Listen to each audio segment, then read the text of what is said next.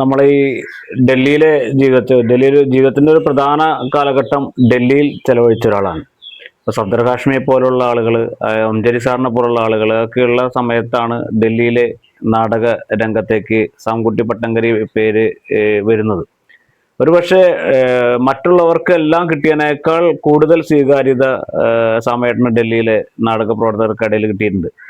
അപ്പൊ എൻ്റെ ഒരു ഡൽഹിയിലെ ഒരു സുഹൃത്ത് എന്നോട് പറഞ്ഞതെന്ന് വെച്ച് കഴിഞ്ഞാൽ, സാമേട്ടന്റെ നാടകത്തിൽ ഒരു കുന്തം പിടിക്കുന്ന സീനാണെങ്കിലും ഞാൻ അതിനകത്ത് അഭിനയിക്കും എന്ന്, വേറെ എത്ര വലിയ വേഷം വന്നാലും അതിനകത്ത് അഭിനയിക്കും എന്ന് അദ്ദേഹം പറയുണ്ടായി. അപ്പൊ അതിനൊരു കാരണമായിട്ട് അദ്ദേഹം പറഞ്ഞത്, ഒരു നാടകം ചെയ്യുമ്പോൾ, ഒരു നാടകത്തിന്റെ സ്റ്റാർട്ടിങ് ഡേറ്റ് മുതൽ അതിന്റെ ഫൈനൽ റിഹേഴ്സൽ അല്ലെങ്കിൽ സ്റ്റേജിൽ കയറുന്നവരെ നാടകത്തെക്കുറിച്ച് പഠിച്ചുകൊണ്ടേയിരിക്കുന്ന അല്ലെങ്കിൽ പഠിപ്പിച്ചുകൊണ്ടേയിരിക്കുന്ന ഒരു വ്യക്തിയാണ് സാമേട്ടൻ എന്നുള്ളതാണ്. അതായത് അതിനകത്ത് ഇപ്പോൾ നടനെ ഉണ്ടാക്കുന്നതിനാണെങ്കിലും അതിന്റെ വസ്ത്രാലങ്കാരാണെങ്കിലും അതിന്റെ ആർട്ടാണെങ്കിലും അതിന്റെ ചെറിയ ചെറിയ ചെറിയ ചെറിയ കാര്യങ്ങൾ വരെ നാടകത്തെക്കുറിച്ച് A to Z സാമേട്ടന്റെ നാടകത്തിൽ പോയാൽ പഠിക്കാം എന്നുള്ളതാണ് അതിന്റെ ആള് പറഞ്ഞ ഒരു കാരണം അതിനകത്ത് പറയുന്നത്. ഒരുപക്ഷെ മറ്റുള്ള നാടക പ്രവർത്തകർക്ക് ഇല്ലാത്തൊരു പ്രത്യേകതയാണ് അത്. കാരണം ഒരു നാടകം വരുന്നു, അത് റിഹേഴ്സൽ ചെയ്യുന്നു, അത് കഴിഞ്ഞാൽ ആ നാടകം കഴിഞ്ഞു, പിന്നെ അടുത്ത നാടകം അങ്ങനെ ഒരു സാധനമാണ്. പക്ഷെ സമേട്ടന്റെ നാടകത്തിൽ വന്നു കഴിഞ്ഞാൽ എല്ലാ കാര്യങ്ങളും പഠിക്കാം എന്നുള്ളതാണ് ഒരു സാധനം. എങ്ങനെയാണ് ഇത് ഒരു ആർട്ടിസ്റ്റിനെ വളർത്തിയെടുക്കുന്നതിൽ ഒരു സംവിധായകൻ അല്ലെങ്കിൽ ഒരു എഴുത്തുകാരൻ എന്ന നിലയിൽ അത് ഒരുപാട് കാര്യങ്ങൾ ചെയ്യുന്നുണ്ട്. പക്ഷെ നാടകത്തിന്റെ A to Z പഠിപ്പിച്ചുകൊണ്ട് ഒരു ആർട്ടിസ്റ്റിനെ സൃഷ്ടിക്കുക എന്നുള്ളത് അത്ര എളുപ്പമുള്ള ഒരു കാര്യമല്ല. എങ്ങനെയാണ് ഈ ഡൽഹിയിലെ നാടക പ്രവർത്തനങ്ങളെ കാണുന്നത്, ഡൽഹിയിലേക്കുള്ള കടന്നുവരവ്, ഈ ആർട്ടിസ്റ്റുകളെ സൃഷ്ടിക്കുന്നത്, നടനെ മാത്രമല്ലല്ലോ സൃഷ്ടിക്കുന്നത്, എല്ലാ തരത്തിലുള്ള ആളുകളും സൃഷ്ടിക്കുകയാണ്. ആ ഒരു കാര്യങ്ങൾ എങ്ങനെയായിരുന്നു? അത് ഒന്നാമത്തെ കാര്യം എന്ന് പറയുന്നത്, ഞാൻ ഈ നാടകത്തിനകത്തേക്ക്, നാടകം എന്നല്ല കലയിലേക്ക് വരുന്ന ഒരു കാലത്ത് തന്നെ നമുക്ക് ഒത്തിരിയേറെ സംശയങ്ങളുണ്ടല്ലോ. ഓരോ കാര്യങ്ങൾ ചെയ്യുമ്പോൾ അതിനകത്ത് 100,000 സംശയങ്ങളുണ്ട്. പക്ഷെ ഈ സംശയങ്ങൾക്കൊന്നും വേണ്ടത്ര രീതിയിൽ, കാരണം ഗ്രാമത്തിൽ വളർന്ന ഒരാളെന്നുള്ളത്, ഞാൻ കല്ലറയിൽ, വൈക്കം താലൂക്കിലെ കല്ലറയിലെ ഒരു ഗ്രാമത്തിൽ വളർന്ന ചെറുപ്പക്കാരൻ എന്നുള്ള നിലയിൽ നമുക്ക് ഉത്തരം തരാൻ ആരും ഉണ്ടായിരുന്നില്ല. അതുകൊണ്ട് തന്നെ ഉത്തരം തേടിയുള്ള അലച്ചിലാണ് പലപ്പോഴും ഈ പല കാര്യങ്ങളും കൊണ്ട് എത്തിച്ചത്. അതുകൊണ്ട് അതിൻ്റെ സൂക്ഷ്മതകളെ കുറിച്ച് എപ്പോഴും ഈ പറയുന്ന രീതിയിൽ ഒരു കലാരൂപം എന്നുള്ള നിലയിൽ അതിൻ്റെ ഓരോ വശങ്ങളെക്കുറിച്ച് ഞാൻ അത്രയും സൂക്ഷ്മമായിട്ട് ആലോചിക്കാറുണ്ടായിരുന്നു. കാരണം ഒരുപക്ഷെ ഞാൻ പെയിൻറ്റർ ആയിരുന്നത് കൊണ്ട് ഇപ്പോൾ ഫ്രെയിമിങ്ങിനെ കുറിച്ച്, ഒരു ദൃശ്യത്തെക്കുറിച്ചുള്ള അതിൻ്റെ പല ഘടകങ്ങളും പല പല മേഖലകളിലും ഇങ്ങനെ പല ആർട്ടിൻ്റെ മേഖലയിലും ഇങ്ങനെ വർക്ക് ചെയ്തിട്ടുള്ളതുകൊണ്ട്, ചിത്രകാരൻ എന്നുള്ള നിലയ്ക്ക് നിന്നതുകൊണ്ട് ദൃശ്യത്തെ സംബന്ധിച്ച് ചിത്രകാരൻ ശില്പി എന്നുള്ള നിലയിലും വർക്ക് ചെയ്യുന്നതുകൊണ്ട് ഒരു സ്കൾപ്ചർ ക്വാളിറ്റി എന്താണ്, അല്ലെങ്കിൽ ചിത്രകലയിലെ ചിത്രം എന്ന് പറയുന്നത് ദൃശ്യം എന്തായിരിക്കണം, ദൃശ്യത എന്ന് പറയുന്നതിനെ എങ്ങനെയാണ് ചിത്രകല കൈകാര്യം ചെയ്യുന്നത്, എങ്ങനെയാണ് സ്കൾപ്ചർ കൈകാര്യം ചെയ്യുന്നത്. അപ്പോൾ ഇതേ കാര്യത്തിൽ നിന്ന് അതെങ്ങനെയാണ് തിയേറ്ററിലേക്ക് മാറുമ്പോൾ ഇതെങ്ങനെയാണ് തിയേറ്ററിലേക്ക് ട്രാൻസ്ലേറ്റ് ചെയ്യപ്പെടുന്നത്. ഒരു ലാംഗ്വേജ്, തിയേറ്റർ പെയിൻറ്റിങ് ഒരു ലാംഗ്വേജ് എന്നുള്ള നിലയിൽ, അല്ലെങ്കിൽ സ്കൾപ്ചറൽ ലാംഗ്വേജ് എന്നുള്ള നിലയിൽ, അതിൽ നിന്ന് തിയേറ്റർ എന്ന് പറഞ്ഞ ലാംഗ്വേജിലേക്ക് എങ്ങനെയാണ് ഇത് ട്രാൻസ്ലേറ്റ് ചെയ്യപ്പെടുന്നത്. ഈ ഒരു ചോദ്യത്തെ കുറച്ചുകൂടെ സൂക്ഷ്മമായിട്ട് പോകാൻ ഇതൊരു അവസരമായി മാറിയിട്ടുണ്ട്. ഇപ്പം അതേപോലെ തന്നെ അതിൻ്റെ ശബ്ദത്തിലും, കാരണം ഞാൻ ഫോക്ലോറിനകത്ത് ഏതാണ്ട് 3ഓളം റിസർച്ച് ചെയ്തിട്ടുണ്ട്. എനിക്ക് ജൂനിയർ ഫെലോഷിപ്പ് ഫോക്ലോറിലായിരുന്നു, സീനിയർ ഫെലോഷിപ്പ് ഫോക്ലോറിലാണ്. രണ്ടിൻ്റെയും റിസർച്ച് 2 വർഷം വെച്ചിട്ട് നടന്നിട്ടുണ്ട്. അതേപോലെ തന്നെ മിനിസ്ട്രി ഓഫ് കൾച്ചറിന് വേണ്ടിയിട്ട് കേരളത്തിൽ ക്രിസ്ത്യൻ ഫോക്ലോറിനെ കുറിച്ചുള്ള റിസർച്ച് 2 വർഷം, അതിൻ്റെ ഡോക്യുമെൻറ്റേഷനും അതെല്ലാം ചെയ്തിരിക്കണം. അങ്ങനെ ഒരു 6 വർഷം ഫോക്ലോർ മ്യൂസിക്കും ഫോക്ലോർ വിഷ്വൽ കൾച്ചറിനെ കുറിച്ചുള്ള റിസർച്ചിൽ പോയിട്ടുണ്ട്. ഇത്തരത്തിലുള്ള ഈ ഓരോ സാധനങ്ങൾക്ക് പോകുമ്പോൾ നമുക്ക് അത്തരം ശബ്ദത്തെക്കുറിച്ചുള്ളതും ദൃശ്യത്തെക്കുറിച്ചുള്ള മറ്റു ലാംഗ്വേജ്, മറ്റു ഭാഷയിൽ, അതായത് കലാരൂപങ്ങൾക്കകത്ത് കിടക്കുന്ന ഘടന എന്താണ് എന്നുള്ള സൂക്ഷ്മത എനിക്ക് കിട്ടിയിട്ടുണ്ട്. അത് സ്വാഭാവികമായിട്ട് ഈ തിയേറ്റർ ചെയ്യുന്നതിനകത്ത് തന്നെ വലിയ രീതിയിൽ ഗുണം ചെയ്യുന്നുണ്ട്. കാരണം മറ്റൊരു കലാരൂപത്തിൽ നിന്ന് എങ്ങനെയാണ് ഇത് മാറിക്കിടക്കേണ്ടത്. ദൃശ്യം എന്ന് പറയുന്നത്, ഇപ്പോൾ തിയേറ്ററിൻ്റെ ദൃശ്യം പെയിൻറ്റിങ് അല്ല. കാരണം നിങ്ങൾക്ക് അതിൻ്റെ ഉദാഹരണം പറഞ്ഞു കഴിഞ്ഞാൽ, തിയേറ്ററിൻ്റെ ദൃശ്യം എന്ന് പറയുന്നത് വെറും ദൃശ്യമല്ല, ശബ്ദത്തോട് കൂടിയ ദൃശ്യമാണ്.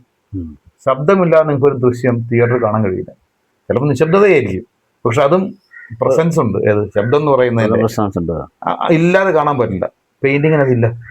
പെയിൻറ്റിങ് സ്വതന്ത്രമായി നിൽക്കുന്ന കലയാണ്, അതായത് ദൃശ്യം മാത്രമാണത്, വേറെ ഒന്നും അതിന് ആവശ്യമില്ല. ഇതേപോലെ തന്നെ മ്യൂസിക് എന്ന് പറയുന്നത്, ശബ്ദം എന്ന് പറയുന്നത്, നിങ്ങൾക്ക് തിയേറ്റർ മ്യൂസിക് അല്ല.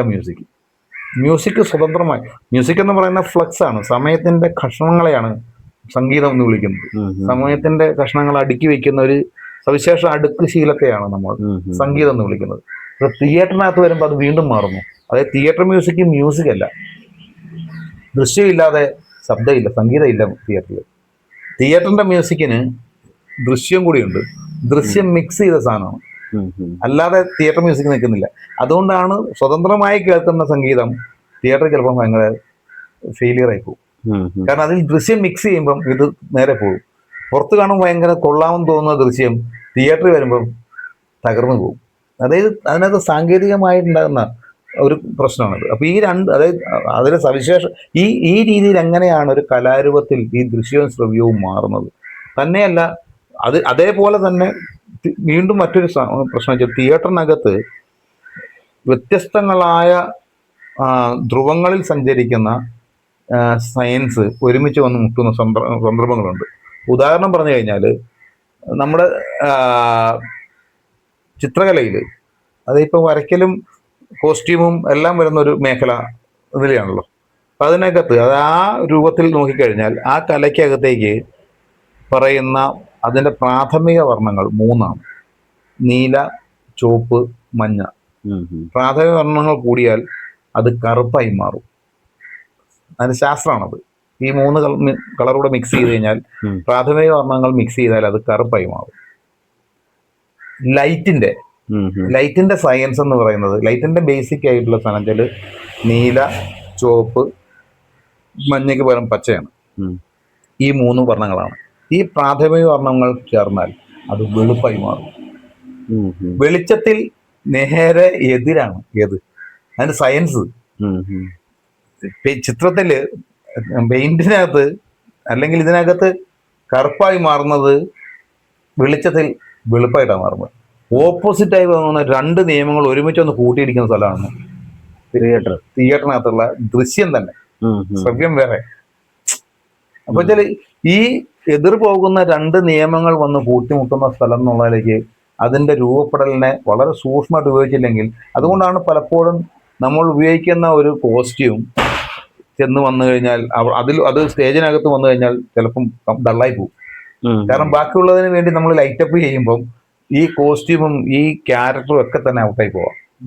ചിലപ്പോൾ നമ്മൾ കൊടുത്തിരിക്കുന്ന കോസ്റ്റ്യൂമിങ്, നമ്മൾ അവർക്ക് കൊടുത്തിരിക്കുന്ന ചില കളർ സജഷൻസ്, അവർക്ക് കൊടുത്തിരിക്കുന്ന ചില മേക്കപ്പ്, അവരുടെ സ്കിൻ ടോണ്, ഇത്തരത്തിൽ വിവിധ ഘടകങ്ങൾ വന്നിട്ട് അത് ഈ വെളിച്ചവുമായിട്ട് സമരസപ്പെടുന്ന സമയത്ത് നിങ്ങൾ ഉദ്ദേശിക്കുന്ന മീനിങ് തെറ്റിപ്പോവാം. അത്രയും സൂക്ഷ്മത ആവശ്യപ്പെടുന്നുണ്ട് തിയേറ്ററിനർത്ഥം. ഞാൻ ഈ വെളിച്ചം കണ്ടുപിടിക്കപ്പെട്ടോടുകൂടി ഉണ്ടായൊരു മാറ്റവും കൂടിയാണിത്. ഇത്തരത്തിലുള്ള വലിയ ചോദ്യങ്ങളും ഇത്തരം സൂക്ഷ്മതകളെ കൂടിയാണ് ഞാൻ ശരിക്കും പറഞ്ഞാൽ തിയേറ്ററിൽ അന്വേഷിച്ചു പോകുന്നത്. കാരണം വെച്ചാൽ കമ്മ്യൂണിക്കേഷൻ ഒരു മൊത്തത്തിലുള്ള ഇതിന്റെ എല്ലാം കൂടി ആകത്തുകയാണ് തിയേറ്ററിന്റെ കമ്മ്യൂണിക്കേഷൻ എന്ന് പറയുന്നത്, നടൻ മാത്രമല്ല. കാരണം നടൻ പ്രധാനപ്പെട്ട സംഗതിയാണ്. നടൻ ഏറ്റവും റെസ്പെക്ട് ചെയ്യുന്ന ആളാണ് തിയേറ്ററെ സംബന്ധിച്ചിടത്തോളം. കാരണം നടൻ ഇല്ലാതെ തിയേറ്റർ ഇല്ല. പക്ഷെ അതേ സമയം തിയേറ്റർ ഉന്നയിക്കുന്ന മറ്റൊരു പ്രശ്നമുണ്ട്, നടനെ കൊണ്ട് മാത്രം തിയേറ്റർ ആകില്ല എന്നുള്ളത്. അതിന്റെ ഒന്നാമത്തെ പ്രശ്നം നമുക്ക് ഏറ്റവും സൂക്ഷ്മ ഒരു ചെറിയ രീതിയിൽ പറഞ്ഞാൽ മനസ്സിലാവുന്ന, നടൻ പോയി പെർഫോം ചെയ്യണം വേണമല്ലോ. നടനാണ് മുഖ്യമായ ഒരു ഘടകം. എവിടെ പെർഫോം ചെയ്യും? ആകാശം നിൽക്കാൻ പറ്റില്ല, ഇല്ല, തറയിൽ നിന്നേ പറ്റൂ. അതെ, അല്ലാതെ എന്തായാലും തറയിൽ നടൻ നിൽക്കുന്നുണ്ടെങ്കിൽ സ്പേസ് നിർണായകമാണ്. അയാൾ എവിടെ നിൽക്കുന്നു എന്ന് പറഞ്ഞാൽ നടനേക്കാൾ പ്രധാനപ്പെട്ട സംഗതിയായിട്ട് എന്ത് വന്നു കഴിഞ്ഞു? സ്പേസ് വന്നു കഴിഞ്ഞു. സ്പേസിൽ നടൻ നിൽക്കുന്നുണ്ടെങ്കിൽ സ്പേസിൽ നമ്മൾ ഇന്റർപ്രറ്റ് ചെയ്യണം. അതാണ്, സ്പേസ് ഇന്റർപ്രറ്റ് ചെയ്തിട്ടില്ലെങ്കിൽ സ്പേസ് വേറെ പലതും കൊടുക്കും. അതെ, ഇപ്പം 10 അടിക്കകത്ത് 10 അടി സ്ക്വയറിനകത്ത് നിൽക്കുന്ന ഒരു നടൻ, 10 അടി വൈറ്റിനകത്ത് നിൽക്കുന്ന ഒരു നടൻ, നിങ്ങളൊന്ന് ആലോചിച്ച് നോക്കുക. ആ നടൻ വെറുതെ നിൽക്കുന്നു എന്ന് പറയുന്ന നടന്റെ കമ്മ്യൂണിക്കേഷനും, അത് 100 അടിക്കകത്ത് കറുത്തൊരു തലം അതിന് നടക്കുന്ന നടനും ഒന്നും ചെയ്യണ്ട, 2 കമ്മ്യൂണിക്കേഷൻ. അതെ, അപ്പൊ നടനാണോ പ്രധാനം? സ്പേസ് ആണ്. അങ്ങനെ സ്പേസ് തന്നെയാണ്, സ്പേസിൽ തുടങ്ങേണ്ടി വരും. ഞാൻ ഇതേ പറഞ്ഞു വന്നത്. അപ്പൊ നടൻ എന്ന് പറയാൻ നടനില്ലെന്നല്ല, പക്ഷെ നടൻ വേണമെങ്കിൽ സ്പേസ് ഇന്റർപ്രറ്റ് ചെയ്യണം. സ്പേസും മാത്രമല്ല, ടൈമും ഇന്റർപ്രറ്റ് ചെയ്യണം. അതെ, മനസ്സിലല്ലേ? സ്പേസും ടൈമും ഇല്ലാതെ നടനില്ല. അപ്പൊ നടനാണോ മുഖ്യം, സ്പേസ് ആണോ മുഖ്യം, ടൈമാണോ മുഖ്യം? എന്നുവെച്ചാൽ ഇതിന്റെ മിക്സ് ആണ് സംഭവിക്കുന്നതാണ്. അതായത് ഇതിന്റെ ഒരു മിക്സ് ആണ് തിയേറ്റർ. കൃത്യമായ അനുവാദം കണ്ടുപിടിക്കാൻ പറ്റിയില്ലെങ്കിൽ ഇത് നമ്മളെ തെറ്റായ വഴിയിലേക്ക് നയിക്കും. നമ്മൾ ഉദ്ദേശിക്കുന്നതല്ലാത്ത കൊടുക്കും. ഇനി അതേപോലെ തന്നെ ഒരു നടൻ ഒരു 50 അടി സ്ക്വയറിൻ്റെ നടുക്ക് ഒരു നടൻ നിൽക്കുന്നു, ഒന്നും ചെയ്യുന്നില്ല. അയാളുടെ മുകളിൽ നിന്നും ഒരു വെളുത്ത വെള്ളി വെളിച്ചം, ഒരു ബീം താഴേക്ക് വന്ന് പതിക്കുന്നു അയാളുടെ മുകളിലേക്ക്. അത് ക്രമേണ ചുവപ്പായി മാറുന്നു. വളരെ ക്രമേണ അത് ചുവപ്പായി മാറി തപ്പേന അപ്രത്യക്ഷമാകുന്നു. ഇനി അതേ നടൻ അവിടെ തന്നെ നിൽക്കുന്നു. അയാളുടെ മുകളിലേക്ക് നല്ല ചുവന്ന വെളിച്ചം നേരിട്ടും തപ്പേന്നൊന്ന് വീഴുന്നു.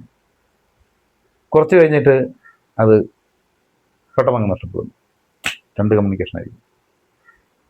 ഇനി അതേ നിൽക്കുന്ന ആളുടെ താഴെ നിന്നൊരു വെളിച്ചം ആരംഭിക്കുന്നു.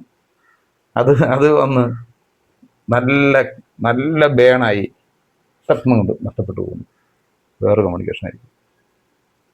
അപ്പം ഇതിൽ ഏതാണ് വർക്ക് ചെയ്തത്? നടനൊന്നും ചെയ്തിട്ടില്ല, അവിടെ നിന്നാൽ മതി. അപ്പൊ ബേസിക്കലി ഇതെല്ലാം പഠിച്ചാലാണ് നാടകമുള്ളൂ. അത് പറഞ്ഞാൽ ഇത് തീരുമാനിക്കാൻ, അതായത് നടനെ തന്നെ തീരുമാനിക്കാൻ, നടൻ മുഖ്യമാണ്, പക്ഷെ നടനെ തന്നെ തീരുമാനിക്കാൻ ഇത്രയും ഫാക്ടേഴ്സ് ഉണ്ട്. ആ നിൽക്കുന്ന നടൻ എന്തായിരിക്കണം, ആ നിൽക്കുന്ന കഥാപാത്രത്തെ, നടൻ കഥാപാത്രമാണല്ലോ വേണ്ടത് അരങ്ങില്. അത്യന്തികമായി മാറിത്തീരുന്ന കഥാപാത്രത്തെ തീരുമാനിക്കാൻ ഇത്രയും സംഗതികൾ അവിടെ പ്രവർത്തിച്ചുകൊണ്ടിരിക്കുന്നു. ഞാൻ ചെറിയ ഏതാനും കാര്യങ്ങളാണ് പറഞ്ഞത്. ഇതേ ഘടകങ്ങൾ ഇനി ശബ്ദത്തിലുണ്ട്. അത്രയും ഘടകങ്ങൾ കൂടിയാലേ നടന് തുടങ്ങാൻ പറ്റുള്ളൂ, അല്ലാതെ നടൻ അവസാനിപ്പിക്കാൻ പറ്റുമെന്നല്ല. അത്ര എന്തൊക്കെയാണെന്ന് തീരുമാനിച്ചതിന് ശേഷം നടൻ ആരംഭിക്കാൻ പറ്റുള്ളൂ, നടൻ എന്നുള്ള നിലയ്ക്ക് ആരംഭിക്കാൻ പറ്റുള്ളൂ. അപ്പൊ എത്ര സങ്കീർണമാണ് നടന്റെ സ്ഥാനം. അതെ. അല്ല, ഞാൻ ചില സാമേട്ടന മറ്റുള്ള സംവിധായകരൊന്നും വ്യത്യസ്തമായ സാമേട്ടന ഓരോ സീനും വരച്ച്, ഒരു നാടകം ചെയ്യുമ്പോൾ ഇന്ന സീൻ ഇന്ന പോലെ ആയിരിക്കണം എന്ന് വരച്ച്, കൃത്യമായി വരച്ച്, അടുത്ത സീന് വരച്ച്, അതിൽ ഇന്ന പ്രോപ്പർട്ടി ഇവിടെ ഇരിക്കണം, നടൻ ഇവിടെ നിൽക്കണം, മറ്റേ വെളിച്ചം ഇവിടെ വരണം, അല്ലെങ്കിൽ മറ്റേ അതിൻ്റെ എന്തെങ്കിലും ഒരു നടി ഇവിടെ നിൽക്കണം. അങ്ങനെ ഒരു കൃത്യമായ, എനിക്ക് തോന്നുന്ന ഒരു ആർട്ടിസ്റ്റ് കൂടി ആയതുകൊണ്ടാണോ എന്നറിയില്ല, കൃത്യമായ ഒരു രൂപരേഖ ഓരോ സീൻ ബൈ സീനും ഉണ്ടാക്കിയിട്ട് നാടകം ചെയ്യുന്ന അപൂർവം ചില വ്യക്തി. ഞാൻ എൻ്റെ ജീവിതത്തിൽ ഞാൻ വേറൊരാളെ കണ്ടിട്ടില്ല, സാമ്പേട്ടനെ മാത്രമേ കണ്ടിട്ടുള്ളൂ. അപ്പൊ ഈ വൈശാലി ചെയ്യുന്ന സമയത്ത് ഈ ഭരതേട്ടൻ ഇങ്ങനെ ഓരോ സീനും വരച്ചിട്ടാണ് ചെയ്തേക്കുന്നത്. അപ്പൊ ഞാൻ ഈ നാടകത്തിലേക്ക് വരുമ്പോ നാടകത്തിൽ മറ്റൊരു ഭരതേട്ടനാണോ സാമേട്ടനെ ഞാൻ പലപ്പോഴും ചിന്തിച്ചു പോയിട്ടുണ്ട്. ഞാൻ ഒരു നാടകത്തില് സാമേട്ടൻ സംവിധാനം ചെയ്യാത്ത സാമേട്ടന്റെ കൂടെയുള്ള ഷെബിൻ സംവിധാനം ചെയ്ത സാധുജന ബാലകൻ എന്ന് പറയുന്ന സാമേട്ടൻ തന്നെ എഴുതിയ നാടകത്തിൽ അഭിനയിക്കുമ്പോൾ ഞാൻ കണ്ട ഒരു സംഗതിയാണ് ഈ ഒരു പറയുന്ന സംഗതി. അപ്പൊ എല്ലാ നാടകങ്ങളും അങ്ങനെയൊക്കെ തന്നെയായിരിക്കുമല്ലോ. പക്ഷെ ഇത്രയധികം സൂക്ഷ്മതയോടുകൂടി നാടകം ചെയ്യുന്ന മറ്റൊരു വ്യക്തിയെ ഞാൻ കണ്ടിട്ടില്ല. ഒരുപക്ഷെ അതുകൊണ്ട് തന്നെ ആയിരിക്കും നാടകത്തെക്കുറിച്ച് തന്നെയുള്ള ഏറ്റവും വലിയ 2 മഹാഗ്രന്ഥങ്ങൾ രചിക്കാൻ കഴിഞ്ഞത്. എന്താണ് അതിനെക്കുറിച്ച് പറയാനുള്ളത്? ആ ഗ്രന്ഥങ്ങളെ കുറിച്ച് എന്താണ് പറയാനുള്ളത്? അല്ല, എന്താ വെച്ചാൽ നാടകത്തിനകത്ത് ചെയ്യുമ്പോഴേ നമ്മളത് അരങ്ങ് ഒരു സംവേദനക്ഷമമായിരിക്കുന്ന ഒരു പ്രദേശമാണ്. അവിടെ പ്രേക്ഷകൻ നമ്മുടെ മുമ്പിൽ നിൽക്കുമ്പോൾ പ്രേക്ഷകന് മുൻധാരണയൊന്നുമില്ല. നമ്മൾ എന്ത് ചെയ്യുന്നോ അതിൽ നിന്നാണ് പ്രേക്ഷകൻ സ്വീകരിക്കുന്നത്. അവിടെ നമ്മൾ ഏതെങ്കിലും ഒരു കാര്യം ചെയ്തില്ലെങ്കിൽ അവിടെ നിന്ന് പ്രേക്ഷകൻ ചിലത് കൂട്ടിച്ചേർക്കും. ആ ഓപ്ഷൻ എന്ന് പറയുന്നത് അവർ കൂട്ടിച്ചേർക്കുന്ന എന്താണെന്ന് നമുക്ക് പറയാൻ കഴിയില്ല. അത് നമ്മൾ പറയാൻ ആഗ്രഹിച്ചതിൻ്റെ വിപരീതമായിരിക്കുക. അപ്പൊ ഈ വിപരീതം ഉണ്ടാകാതിരിക്കണമെങ്കിൽ നമ്മൾ എന്ത് ചെയ്യേണ്ടതുണ്ട്?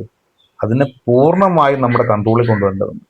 ആ സ്പേസിനെ, ആ ടൈമിനെ പൂർണ്ണമായും, അത് എത്രമാത്രം പൂർണ്ണമായും നമ്മുടെ കയ്യിൽ എത്തുന്നോ അത്രയും നമ്മൾ പറയുന്ന കാര്യം തന്നെ കമ്മ്യൂണിക്കേഷനിൽ വന്നു എന്നൊക്കെ വിശ്വസിക്കുക. അല്ലാതെ വിശ്വസിക്കാൻ കഴിയില്ല. ഇതാണ് ഈ ഇത്രയും സൂക്ഷ്മമായിട്ട് ചെയ്യുന്നതിൻ്റെ കാരണം. ഓരോ കാര്യം ചെയ്യുമ്പോൾ അവിടെ നമ്മളുടെ ശ്രദ്ധയിലല്ലാതെ നമുക്ക് പുറത്തൊന്നും ഒന്നും സംഭവിക്കാൻ പാടില്ല എന്ന് പറയുന്ന നിഷ്കർഷ നമുക്ക് ആവശ്യമുണ്ട്, സ്റ്റേജിന് ആവശ്യമുണ്ട്. അപ്പം അത് ചെയ്യേണ്ടത് സംവിധായകനാണ്. നിലവിലുള്ള സാഹചര്യത്തിൽ സംവിധായകൻ അതിൻ്റെ ഒരു ഫോർമാറ്റ് കൈകാര്യം ചെയ്യുന്ന വ്യക്തി എന്നുള്ള നിലയിൽ സംവിധായകനാണ്. വേറെ ആർക്കും അതിന് ഓപ്ഷൻ ഇല്ല. അതുകൊണ്ടാണ് നമ്മളത് ഏറ്റെടുക്കേണ്ടി വരുന്നത്. അപ്പം അത് നമ്മൾ ചെയ്യുന്നതിൻ്റെ ഭാഗമായിട്ടാണ് ഇത്രയും സൂക്ഷ്മമായിട്ട് ഓരോ സാധനങ്ങൾ. തന്നെയല്ല, ഈ സ്പേസ് എന്ന് പറയുന്നത് അതിന് ഭയങ്കര ഫ്ലൂയിഡിറ്റി ഉണ്ട്. ഈ തിയേറ്ററിൻ്റെ സ്പേസ് ആവട്ടെ, ഏത് സ്പേസിനുണ്ട്. തിയേറ്റർ നമ്മളതിൻ്റെ ഒരു വിഷ്വൽ സ്പേസ്, നമ്മളൊരു വിഷ്വൽ ഫ്രെയിം നിർമ്മിക്കുന്നുണ്ട്. സിനിമ ആയാലും ഏത് സ്റ്റേജ് ഫോമിലായാലും സ്പേസ് ഭയങ്കര ഫ്ലൂയിഡായി കിടക്കുന്നത് ഒരു പ്രദേശം. കാരണം സയൻസ് നോക്കിയിട്ട് അതിലെപ്പോഴും എനർജിയുടെ ഒരു ഫ്ലോ ഉണ്ടാവും. ഇത് ഇത് നിരന്തരം മാറിക്കൊണ്ടിരിക്കും. അത് ഈ ബ്ലാക്ക് ബോർഡ്, ഞാൻ ആദ്യം പറഞ്ഞ പോലെ ബ്ലാക്ക് ബോർഡിൽ ഒരു കുത്തിടുന്നത് വരെ ബ്ലാക്ക് ബോർഡിൽ എങ്ങും എനർജി ഫീൽഡ് ഇല്ല.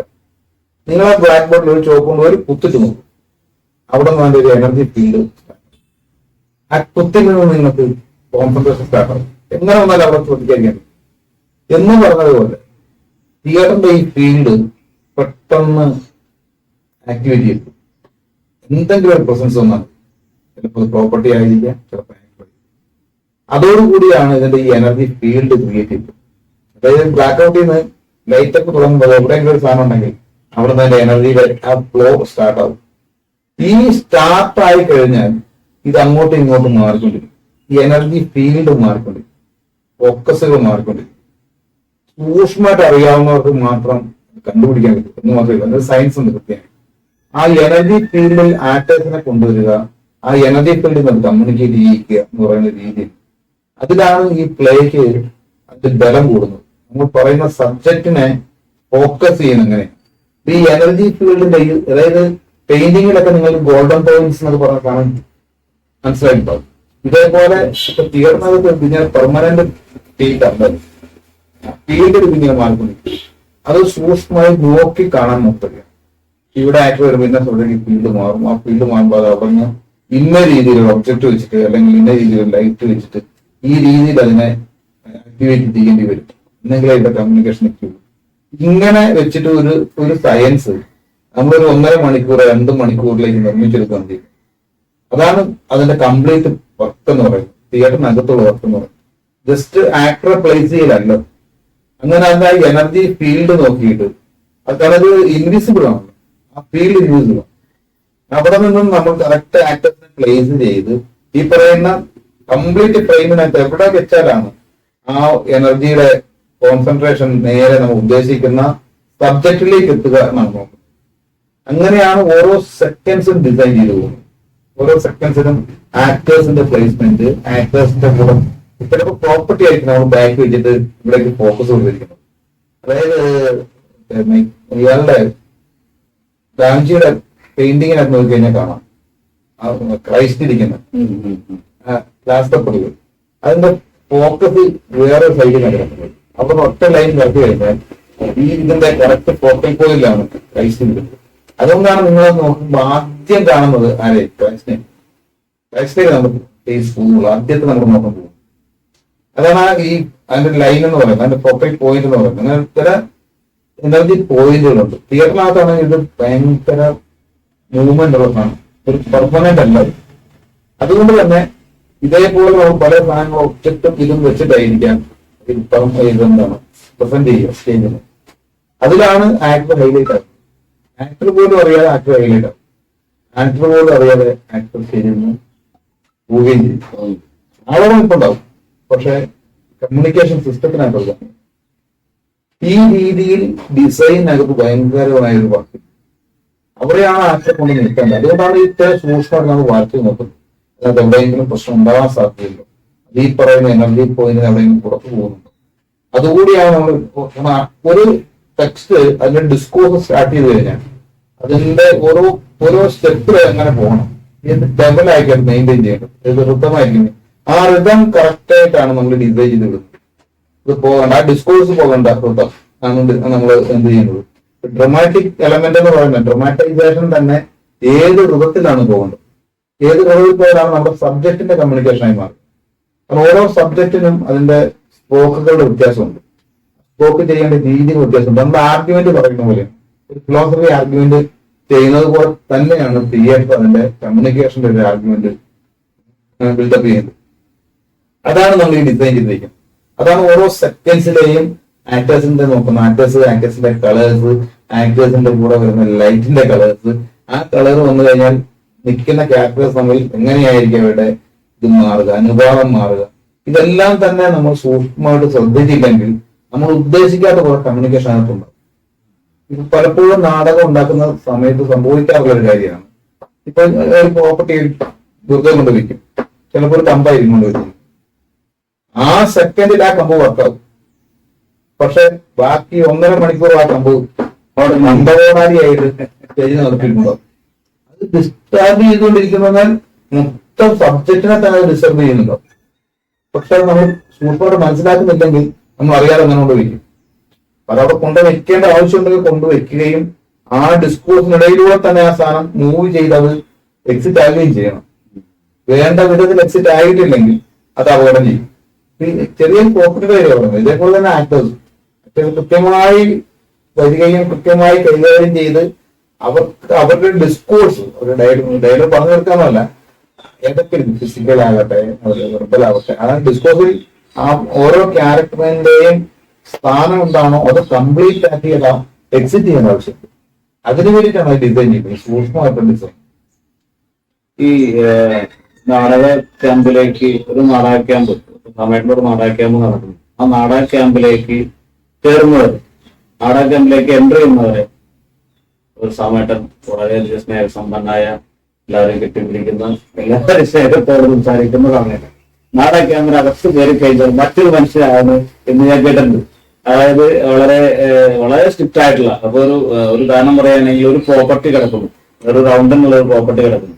നാടകത്തിനിടയ്ക്ക് ഒരു ചായ കുടിക്കാൻ ഒരു നടൻ അല്ലെങ്കിൽ ഒരു ആക്ടർ അല്ലെങ്കിൽ ഒരു ആക്ട്രസ് ആരെങ്കിലും കഴിഞ്ഞാൽ ആ ചായ കുടിച്ച ഗ്ലാസ് അവിടെ വച്ചു കഴിഞ്ഞാൽ അതിനെതിരെ ഭയങ്കരമായിട്ട് ചീത്ത പറയും എന്നൊക്കെ ഞാൻ കേട്ടിട്ടുണ്ട്. ഇത് എത്രത്തോളം ശരിയാണെന്ന് എനിക്കറിയില്ല, പക്ഷെ അത്രയും സ്ട്രിക്റ്റ് ആയിട്ടാണ് നാടക ക്യാമ്പുകളെ കൊണ്ടുപോകുന്നത് കേട്ടത്. ശരിയാണ്. നാടകത്തിന്റെ ക്യാമ്പുകളില് അത് പല കാരണങ്ങളുണ്ട്. ഒന്ന്, അതിനുള്ളിലേക്ക് വരുന്നതോടുകൂടി നമ്മൾ ഇത്രയും വലിയ കുറെ ചോദ്യങ്ങളിലൂടെ അതിനകത്ത് അലസമായി നിന്നുകൊണ്ട് ഒരിക്കലും നമുക്ക് പണിയെടുക്കാൻ കഴിയും. കാരണം നമ്മൾ ചെയ്തുകൊണ്ടിരിക്കുന്ന അത്രയും ഗൗരവപൂർവ്വമായിട്ടുള്ള ഒരു പ്രവൃത്തിയാണ്. ഒരാൾ ഒരു തെറ്റ് കാണിച്ചാൽ മതി, അത് നമ്മളീ പറയുന്ന മൊത്തം കാര്യങ്ങൾ അപകടപ്പെടുത്തിക്കും. പലപ്പോഴും സ്റ്റേജിനകത്ത് അത്തരത്തെ സംഗതി ഉണ്ടാവാറുണ്ട്. കാരണം റിഹേഴ്സൽ സമയത്ത് മറ്റുള്ള പലരും നിങ്ങൾ നോക്കോ, നമ്മൾ പെർഫോമൻസിന്റെ സമയത്ത് ഒരു പകുതി നമ്മൾ ശരിക്കും പറഞ്ഞാല് കോൺഷ്യസ് ആയ പകുതി ഒരു 50% നമ്മൾ ഒരു സബ് കോൺഷ്യസ് വർക്ക് ചെയ്യുന്ന സമയമാണ്. പെർഫോമൻസ് നമുക്ക് പകുതി സമയത്ത് നമ്മൾ ഒരു അബോധം പോലെയാണ് അത് അങ്ങനെ സംഭവിക്കും. പെർഫോമൻസ് സമയത്ത് കയറുമ്പോൾ ഈ സമയത്ത് നിങ്ങൾ റിഹേഴ്സൽ സ്പേസിൽ കാണിച്ച അലസതയായിരിക്കും ആദ്യം തലേക്ക് ഈ അബോധത്തിൽ കയറുന്നത്. അതിനെയാണ് ഭയപ്പെടുന്നത്. അതുകൊണ്ടാണ് നിങ്ങൾ റിഹേഴ്സൽ സ്പേസിൽ പൂർണ്ണമായും എപ്പോഴും നടന്മാരോട് പറഞ്ഞത് ഒരു കാരണവശാലും റിഹേഴ്സൽ സ്പേസിൽ നിന്നുകൊണ്ട് തമാശ പോലും പറയും. റിഹേഴ്സൽ നിർത്തി നിങ്ങൾ വെറുതെ ഇരുന്നുകൊണ്ട് തമാശ പറഞ്ഞോളൂ, എന്തുവാനും ചെയ്തു, അതൊന്നും തെറ്റാവില്ല.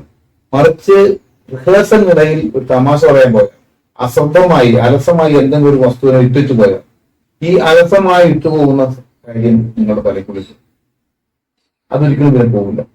നിങ്ങൾ സീരിയസ് ആയി കണ്ടുകൊണ്ടുവരുന്നുള്ളൂ. ആ സ്പേസ് എപ്പോഴും നിങ്ങളുടെ ഉള്ളിൽ സീരിയസ് ആയി കിടക്കും.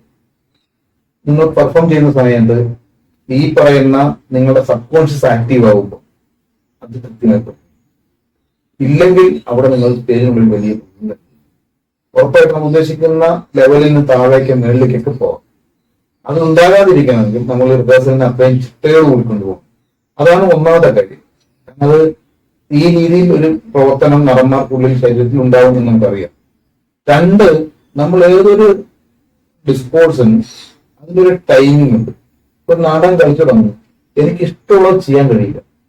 കാരണം നമ്മൾ നാടകത്തിനുണ്ടാകുന്ന ഒരു 10 പേർ കളിക്കുന്നുണ്ടെങ്കിൽ ആ 10 പേരും 10 പേർ ഉപയോഗിക്കുന്ന പ്രോപ്പർട്ടികളും അവിടേക്ക് വരുന്ന വെളിച്ചങ്ങളും ആ സ്ഥലവും എല്ലാം ചേർന്നിട്ടാണ് നമ്മളൊരു ടോട്ടൽ കമ്മ്യൂണിക്കേഷൻ സിസ്റ്റം ഉണ്ടാക്കുന്നത്. ടോട്ടലാണ്. അതിലൂടെയാണ് നമ്മൾ പറയുന്ന വിഷയം യഥാർത്ഥത്തിൽ സംബോധിക്കേണ്ടത്. ഇതിൽ ഒരാൾ തെറ്റിച്ചാൽ മതി. ഒരാളെ തെറ്റിച്ചാൽ ഈ പറയുന്ന മുഴുവൻ കാര്യങ്ങളും ഏതെങ്കിലും സന്ദർഭത്തിൽ തെറ്റിച്ചാൽ ഈ മുഴുവൻ കാര്യങ്ങളും സ്റ്റേജിനുള്ളിൽ നിങ്ങൾക്ക് ഇംപ്രൈസ് ചെയ്യാൻ പറ്റില്ല ഞാൻ വിശ്വസിക്കുന്ന ആളാണ്. കാരണം സ്റ്റേജിനുള്ളിൽ ഇംപ്രൈസ് നിങ്ങൾ ചെയ്യുക എന്ന് പറഞ്ഞു കഴിഞ്ഞാൽ നിങ്ങൾ അതുവരെ നിങ്ങൾ ഉണ്ടാക്കാൻ തീരുമാനിച്ച കമ്മ്യൂണിക്കേഷൻ സിസ്റ്റത്തിൽ തെറ്റിക്കാൻ നോക്കാം. നിങ്ങൾക്ക് എന്ത് ചെയ്യാൻ പറ്റും എന്നുള്ളത് നിങ്ങൾക്ക് റിഹേഴ്സലിൽ കാണും. എല്ലാവർക്കും അവരുടെ മാക്സിമം ഇതൊക്കെ പറ്റും എന്ന് പറഞ്ഞതിന് ശേഷമാണ് ഇനി നമ്മൾ തമ്മിൽ എന്താണ് എന്ന് തീരുമാനം. അതാണ് ഫിക്സ് ചെയ്യുന്നത്. അത് ഫിക്സ് ചെയ്ത് കഴിഞ്ഞിട്ട് മാറിയാൽ പിന്നെ മാറി അത് വേറെ ഇംപ്രൈസേഷൻ ഉണ്ടല്ലോ. ആ ഇംപ്രൈസേഷൻ സമയമുണ്ട്. ഒരു ആക്ടർ എന്ത് ചെയ്യും, പല രീതിയിൽ അത് ബാധിക്കും. ഉദാഹരണം പറഞ്ഞു കഴിഞ്ഞാൽ ഒരു നടൻ ഒരു നടനെ കൂടെ നിൽക്കുന്ന ആളെ വിശ്വസിക്കുകയാണ്, അല്ലേ? ഞാനിങ്ങനെ ചെയ്യുമ്പോൾ അയാൾ ഇങ്ങനെ ചെയ്യും, നമ്മൾ അങ്ങോട്ട് ചെയ്യുമ്പോൾ അയാൾ വേറൊന്നും ചെയ്ത് കഴിഞ്ഞാൽ നിങ്ങൾ അങ്കിച്ചു വേറൊന്നും ഇല്ല. ഇതൊന്നുമില്ല. അതുവരെ അവർ തീരുമാനിച്ച കാര്യങ്ങളെല്ലാം പൊളിയാണ്. അവിടുന്ന് വേറൊരു കാര്യം സംഭവിക്കും. അതാ പ്രശ്നം. അതായത് ഒരേ സമയത്ത് അവിടെ വഞ്ചന കൂടി നടക്കുന്നുണ്ട്. കൂടെ നിൽക്കുന്ന ചതിക്കിനും കൂടിയാണ് ഇംപ്രൈസേഷൻ എന്ന് പറഞ്ഞാൽ സ്റ്റേജിനുള്ളിലെ ഇംപ്രൈസേഷൻ. മറിച്ച് സ്റ്റേജിന് മുമ്പ് അവനത് കാണിച്ച് ഇതൊക്കെ ചെയ്യാൻ എനിക്ക് സാധ്യതയുണ്ട്, ഇതൊക്കെ എനിക്ക് എന്റെ കയ്യിലുണ്ടാവും എന്ന് പറഞ്ഞ് അതിനകത്തുനിന്ന് നിങ്ങൾ തമ്മിൽ എന്തായിരിക്കും എന്നൊരു പ്ലാനിങ് ആക്കിയാൽ അത് ഗംഭീരമായിട്ട് പെർഫോമൻസ് കാണും. അറിയാം എന്ത് സംഭവിക്കും. ആ സംഭവിക്കാവുന്നതല്ലാത്ത ഒരു സെക്കൻഡ് അങ്ങോട്ടും ഇങ്ങോട്ടോ പോകില്ല. അത്രയും പെർഫെക്റ്റ് ആണ് നമ്മൾ ചെയ്യുന്ന പ്രവൃത്തിയെ കുറിച്ച്. ഫിസിക്കലി മെന്റലി എല്ലാം അത്രയും പെർഫെക്റ്റ് ആയാൽ നമുക്ക് ഈ നമ്മുടെ സംവേദന ക്ഷമതയെ വിപുലീകരിക്കാൻ കഴിയും. അതങ്ങനെയാണ് വിപുലീകരിക്കേണ്ടത്.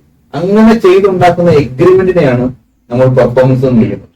അല്ലാതെ അവിടെ ചെന്നിട്ട് എന്തെങ്കിലും കാണിക്കുന്നത് അത് കയ്യാലപ്പുറത്തിരിക്കുന്ന തേങ്ങ പോലെ. നമ്മൾ എന്തൊക്കെ കാണിച്ചു, അവർക്ക് എന്തൊക്കെ മനസ്സിലായി, നമുക്കതേ ആവശ്യമുള്ളെങ്കിലൊക്കെ. മറിച്ച് അതല്ല, നമ്മളിപ്പോ ഒരു പാട്ട് നമ്മൾ വേറെ രാഗത്തിൽ പാടി അല്ലെങ്കിൽ നമ്മൾ കേട്ട് ശീലിച്ച് ആ പാട്ടിന് നമുക്ക് ഉണ്ടാക്കാൻ ഒരു ഇംപ്രഷൻ കൊടുക്കാൻ വേണ്ടി അതിനൊരു രാഗം നിശ്ചയിക്കും. ആ രാഗം നിശ്ചയിക്കാത്ത ഒരു രാഗത്തിൽ നിന്ന് നമുക്ക് പാടാൻ കഴിയും. നിശ്ചയിക്കാത്ത രീതിയിൽ രാഗത്തിൽ നമുക്ക് പാടാൻ പറ്റും. അതെന്താ കമ്മ്യൂണിക്കേഷൻ എന്താകും എന്നുള്ളത് നമുക്ക് അറിയിക്കുന്നു. അത്രേ ഉള്ളൂ. നമ്മൾ അതിനകത്ത് പറയാനുള്ളൂ. അങ്ങനെ ചെയ്യാൻ പാടില്ലെന്നൊന്നുമില്ല. പക്ഷെ ചെയ്താൽ അത് നമ്മൾ നിശ്ചിതമായി പറയുന്ന സാധനമായിരിക്കും ആരും പറയരുത്. അത് സാധ്യമല്ല. അപ്പം കമ്മ്യൂണിക്കേഷൻ അത് അവിടെ ഞാൻ പറഞ്ഞത് ലാംഗ്വേജ് എന്നുള്ള കിട്ടായി. അതിന്റെ വ്യാകരണം നമ്മൾ നിർമ്മിക്കുന്നതാണ്. ആ വ്യാകരണത്തിൽ അതിന്റെ അക്ഷരങ്ങളുണ്ട്. അതിലൂടെ നമ്മൾ സവിശേഷമായ ഒരു ഘടന കൊടുക്കുമ്പോഴാണ് അതിന് ഒരു സംവേദനം സംഭവിക്കുന്നത്. ഒരു ഭാഷയ്ക്ക് അങ്ങനെ ആയിരിക്കാൻ കഴിയില്ല. ആ ഒരു നിർബന്ധം സ്വയം ഇതിനകത്ത് കൊണ്ട് ഉണ്ടായാലേ പറ്റുള്ളൂ. ഈ പറഞ്ഞ പോലെ നമുക്ക് വെറുതെ പെർഫോം ചെയ്യുന്നതാണെങ്കിൽ ഈ പ്രശ്നം ഇല്ലാതെ നമുക്ക് മുമ്പോട്ട് പോകാം. മറിച്ച് അങ്ങനെയല്ല, നിങ്ങൾ സവിശേഷമായ ഒരു സബ്ജക്റ്റിനെ ഫോക്കസ് ചെയ്താണെങ്കിൽ നമുക്ക് ഈ ഒരു നിർബന്ധം ആവശ്യമായി.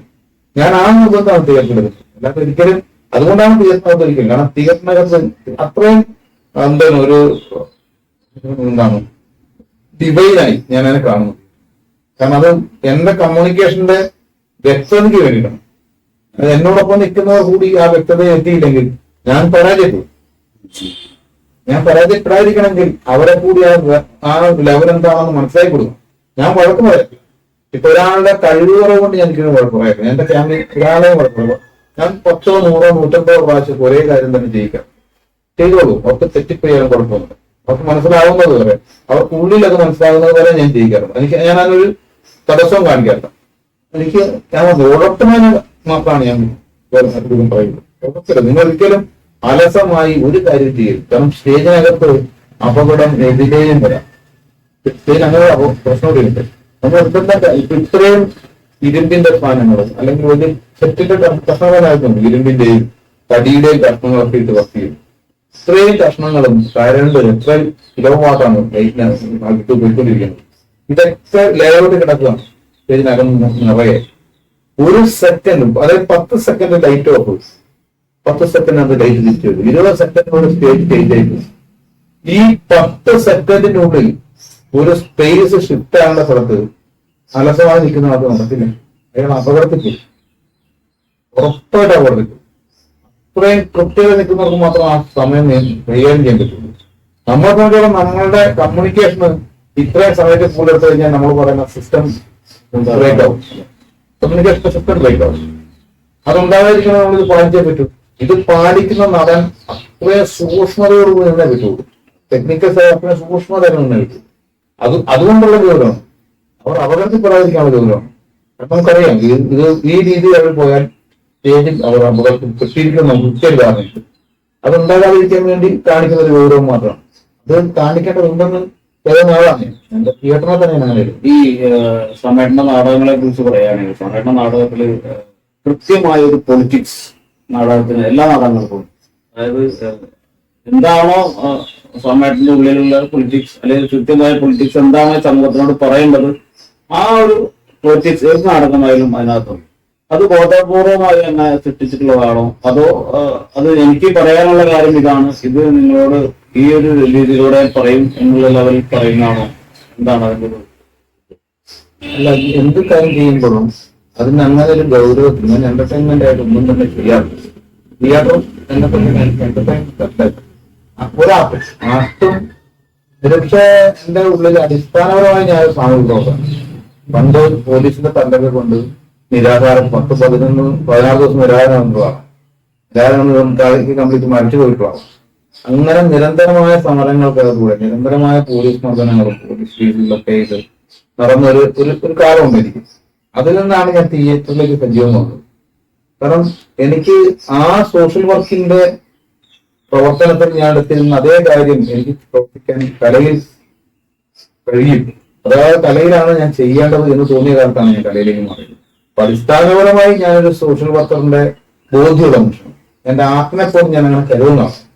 അതായത് എനിക്ക് പറയാനുള്ള ഒരു കാര്യം അത് സൂക്ഷ്മമായി പറഞ്ഞെങ്കിൽ മാത്രമാണ് ഞാൻ പറഞ്ഞത് എന്താണ് എന്ന് ബോധ്യപ്പെടുത്താൻ കഴിയും.